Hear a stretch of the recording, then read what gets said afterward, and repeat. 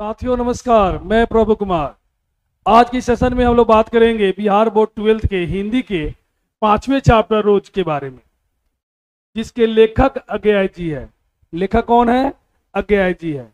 और मैं आपको बता दूं, रोज जो है एक कहानी है। रोज क्या है? एक कहानी है।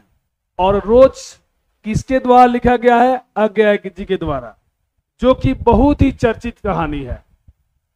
तो इसमें कुछ पात्र भी है। सबसे पहले पात्र के बारे में जान लेते हैं। इस कहानी के कुछ पात्र भी है, जिसका पहला प्रमुख पात्र कौन है? मालती है। कौन है? मालती है। पहला पात्र इसमें मालती है। दूसरा पात्र इस कहानी का महेश्वर है, जो कि मालती के पति है। मालती के पति है। महेश्वर कौन है? मालती के पति है, जो कि एक डॉक्टर है। क्या है? डॉक्टर है। तीसरा प्रमुख पात्र इस कहानी का लेखक खुद है। कौन? लेखक खुद है। कौन? अज्ञेय जी। कौन है? अज्ञेय जी। पहला जो इस कहानी का प्रमुख पात्र मालती है, दूसरा महेश्वर है, जो कि मालती का पति है, और तीसरा लेखक खुद है, अज्ञेय जी।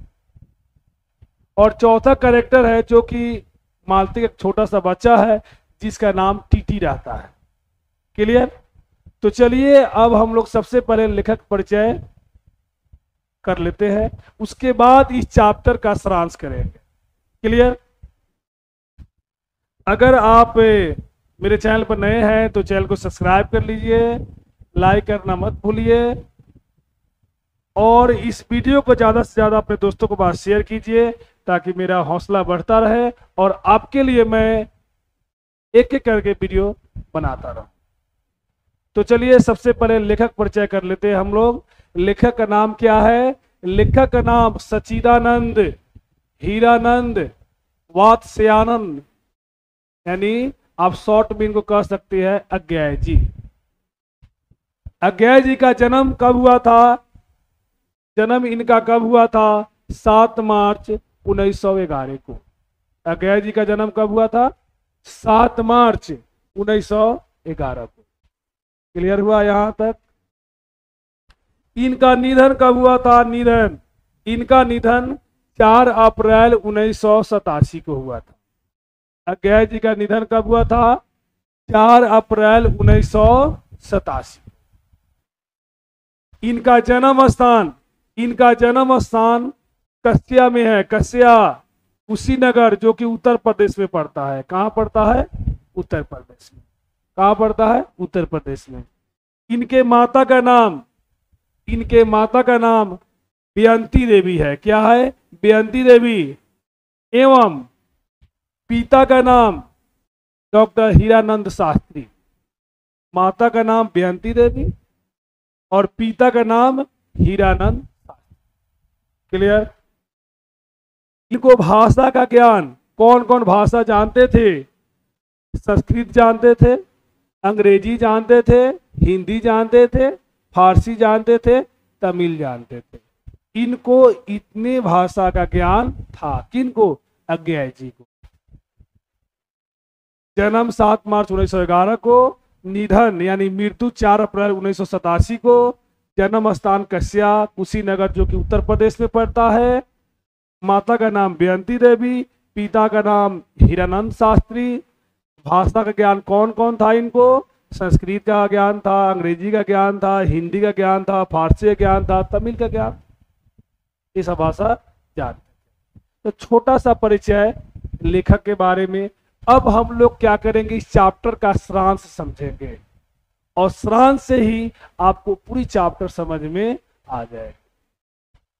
अगर आप चाहते हैं मैं इस चैप्टर का पूरा वीडियो बनाऊं, फुल चैप्टर को लेकर आऊं, तो आप कमेंट कीजिए, मैं आपके लिए पूरा चैप्टर लेकर भी आऊंगा। तो चलिए टाइम को वेस्ट न करते हुए इस चैप्टर के सारांश की शुरुआत करते हैं। प्रस्तुत पाठ रोज हमारे पाठ्य पुस्तक हिंदी साहित्य से लिया गया है। यह जो पाठ है या जो चैप्टर है, हमारे हिंदी साहित्य से लिया गया है। और यह पाठ सच्चिदानंद हीरानंद अज्ञेय जी के द्वारा रचित उनके जीवन का एक अंश है। और यह जो पाठ है ना, अज्ञेय जी के जीवन का एक प्रमुख अंश है, उनके जीवन पर आधारित है। किनके जीवन पर आधारित है? लेखक के जीवन पर आधारित है। इस कहानी का प्रमुख पात्र मालती है। इस कहानी का प्रमुख पात्र कौन है? मालती है, जो कि हमने पहले ही बता दिया है। क्लियर? जो लेखक के दूर की बहन होती है, जो लेखक के दूर की बहन होती है, लेखक के रिश्ते में मालती क्या लगती है? बहन लगती है। क्लियर? यह वही लड़की थी जिसके साथ लेखक का बचपन बीता था। यह वही लड़की थी जिसके साथ लेखक का बचपन बीता था। क्लियर? लेखक उसे सखी कहना अधिक पसंद करते थे। पुराने जमाने में लड़की को सखी कहना पसंद लोग करता था। क्लियर? और लेखक इसलिए कह रहे हैं कि नहीं, मैं उसे सखी ही कहूंगा। साथ खेलना, लड़ना, झगड़ना, साथ पढ़ना, लिखना पसंद करते थे। बचपन में लेखक उसके साथ खेलना पसंद करते थे, लड़ना पसंद करते थे, झगड़ना पसंद करते थे, साथ पढ़ना पसंद करते थे, लिखना पसंद करते थे। यह वही लड़की थी जिसके साथ बचपन लेखक का बीता हुआ था। क्लियर? वह बहुत ही चंचल थी। बचपन में मालती बहुत ही चंचल थी, चंचल स्वभाव की थी। मालती के विवाह के करीब 4 साल बाद लेखक उससे मिलने उससे घर जाते हैं। देखिए यहां पर ध्यान दीजिएगा, लेखक मालती के घर, जब मालती की शादी हो जाती है तो शादी के 4 साल बाद लेखक मालती के ससुराल मालती से मिलने जाती है। कितने साल बाद? 4 साल बाद। कितने साल बाद? 4 साल बाद। वहां लेखक मालती के घर का रंग ढंग देखकर वो बहुत उदास हो जाते हैं।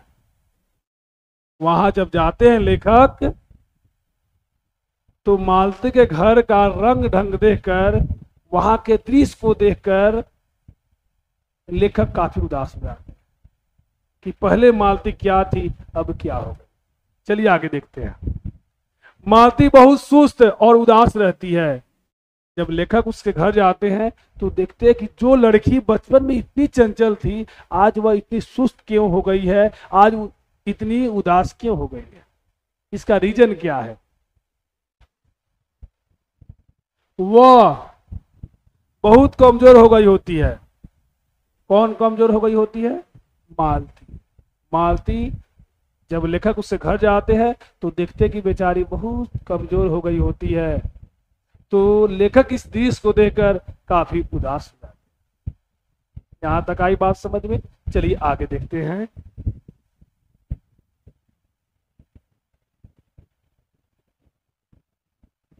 उसका एक बेटा होता है जो हमेशा रोता रहता था या हमेशा सोता रहता था।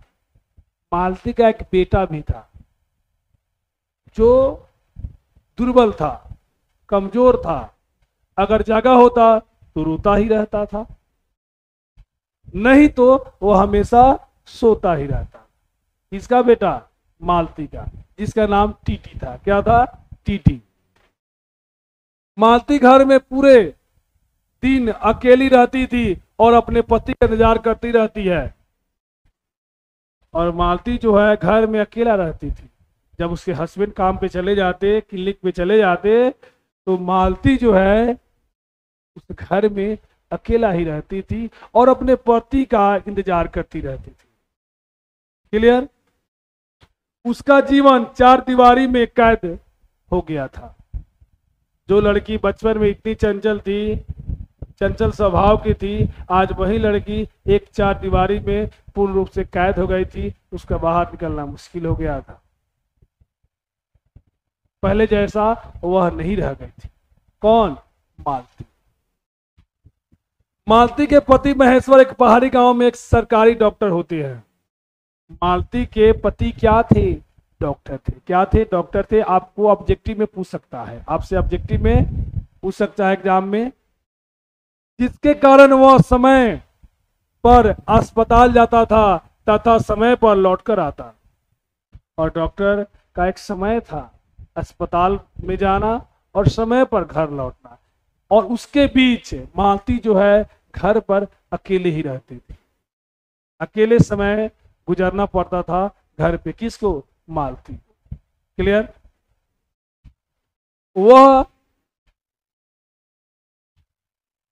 वह मरीजों के कभी हाथ तो कभी पैर का इलाज करता था। यानी कौन इलाज करता था? मालती के पति।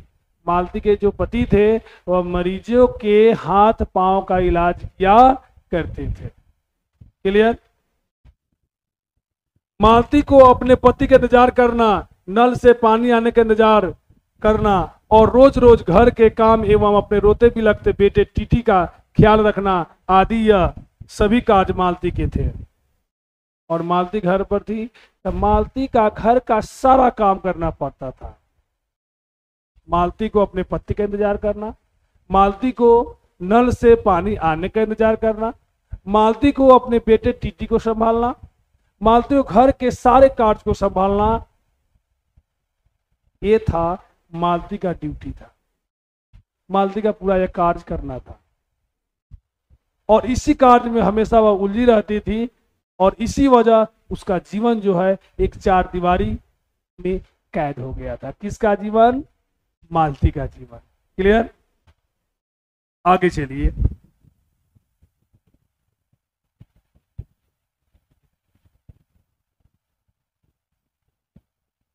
एक दिन महेश्वर कुछ आम लाए थे। एक दिन मालती के पति महेश्वर आम लाए थे जो अखबार में लपेट कर लाए हुए थे। और आम को किस चीज में लपेट कर लाए थे? अखबार में। किस चीज में? अखबार में। महेश्वर उसे धोने को कहते हैं और महेश्वर जी जो एक डॉक्टर थे वह मालती को उस आम को धोने के लिए कहते हैं।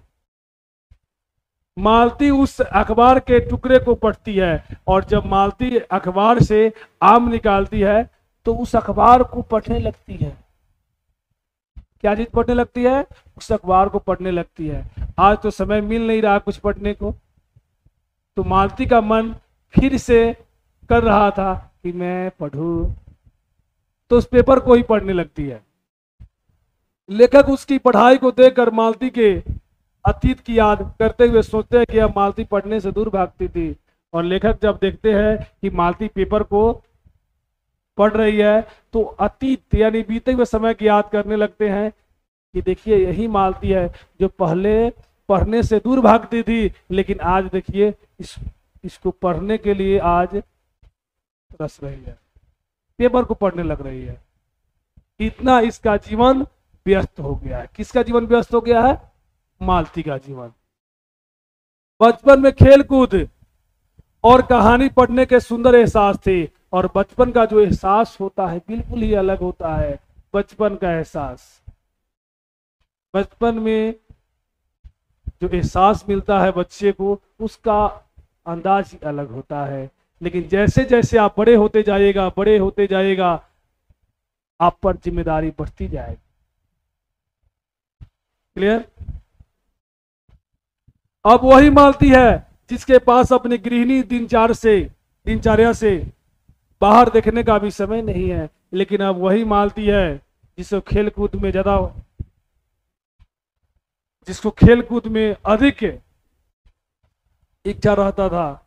आज वही मालती को अपने घर के कामों से फुर्सत नहीं है। क्लियर? आज अपने गृहिणी दिनचर्या से बाहर देखने का भी समय नहीं है। किसको समय नहीं है? मालती को समय नहीं है। क्लियर? अतः इस कहानी से महिलाओं के प्रति लिखा गया है। और यह कहानी जो है इसके प्रति लिखा गया है, महिलाओं के प्रति। कि देखिए जो लड़की बचपन में इतना चंचल रहती है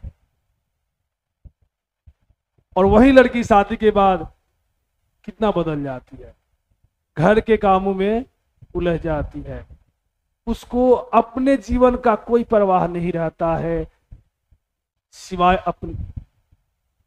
अपने जीवन का कोई परवाह नहीं रहता है।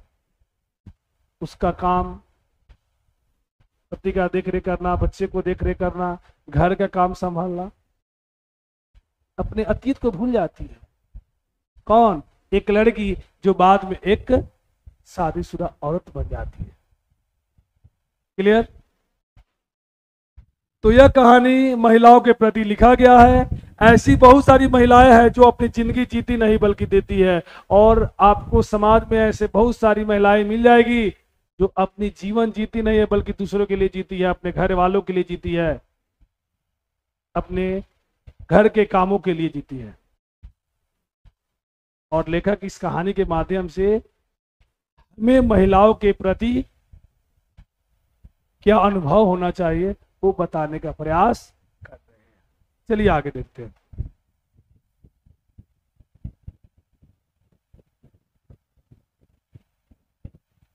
लेखक ने गृहिणी पर पड़ने वाले प्रभाव को बड़े ही कुशलता के साथ व्यक्त किया है।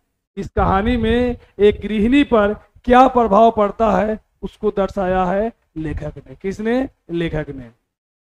पति के काम पे चले जाने के बाद पूरा दिन मालती को घर में अकेले ही बिताना पड़ता था। जब मालती के पति काम पर चले जाते तो मालती को घर में अकेला ही पूरा समय काटना पड़ता था। क्लियर? अपने आप को घर के कार्यों तथा शिशु के देखभाल में सुबह से रात 11 बजे तक व्यस्त रखती थी। और मालती जो थी अपने आप को घर के कार्यों में, शिशु के देखभाल में सुबह से लेकर रात को 11 बजे तक अपने आप को व्यस्त रखती थी। देखिए आज मालती का कितना जीवन व्यस्त हो गया। मालती का जीवन पूर्ण रूप से क्या हो गया है? व्यस्त हो गया है। बेचारी सुबह से जगती है, रात को 11 बजे तक व्यस्त रहती है। क्लियर? ऐसा लग रहा था कि सुबाव और उदासी भरे जीवन को ढो रही है, और ऐसा लग रहा था उसके लिए जीवन क्या बन गया था? एक उबाऊ बन गया था। मौज मस्ती वाली जीवन नहीं थी, वो उबाऊ वाली जिंदगी थी। किसकी? मालती की। और उस जीवन को केवल ढो रही थी। कौन? मालती। इस प्रकार लेखक ने मध्यवर्गीय भारतीय समाज में घरेलू स्त्री के जीवन और मनोदशा को दिखाने का प्रयास किया है। और इस कहानी के माध्यम से लेखक ने मध्यवर्गीय भारतीय समाज में जो घरेलू स्त्री होती है उसका जीवन कैसा होता है, उसका मनोदशा कैसा होता है, इसको दर्शाने का प्रयास किया है लेखक अज्ञेय जी ने। कौन? अज्ञेय जी। और कहानी का सारांश यहीं पर समाप्त होता है। आशा करता हूं कि इस कहानी का सारांश आपको बेहद समझ में आया होगा। और यह कहानी एक महिला के बारे में है, एक गृहिणी के बारे में है, जो गृहिणी अपने पिछले अतीत को भूलकर प्रेजेंट में अपने घर को संभालने में व्यस्त हो जाती है। क्लियर? तो चलिए आज का सेशन यहीं पे समाप्त होता है। फिर मिलते हैं अगले वीडियो में।